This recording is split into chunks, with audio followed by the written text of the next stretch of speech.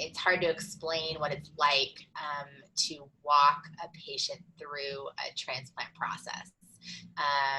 You know, someday if you ever have the opportunity or you end up being interested in medicine, to be able to shadow, you know, a patient through the transplant process is a phenomenal experience. They are on death's door. I mean, they are so sick.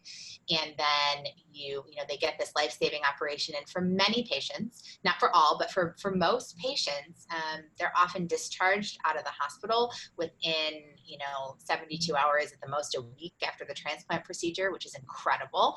And every day you see them, they're getting better, better, better. And I see them in my post-transplant hepatology clinic after that first month, and it's like they're like a new person. And within a year after transplant, they're pretty much back to, you know, walking around. You wouldn't even know that they had a transplant, and yet they were almost dead. So that is just such a cool thing. And with that obviously comes the emotional attachment to your patients and your patients' families and the relationships that you get to develop with them. You know, I'll be transparent. So I had my first baby in 2018, and was our kind of a miracle child for my husband and myself. And my patients were so excited and thrilled for me. I mean, they were absolutely incredible. And it was so fun because that was trying to illustrate, like, that's the kind of relationship you get to have with your patients. Like, you're celebrating with them, but they're such a part of your life and you're a part of their life that they're also celebrating with you. And that relationship is something that, you know, I don't know another field or profession where you get to have that kind of a relationship with another person, and really just have the profound privilege to just walk through life. But then on the other side too, I'll say the other thing that's such a, I think, a beautiful positive about what I do is I also have the privilege to walk through death with people.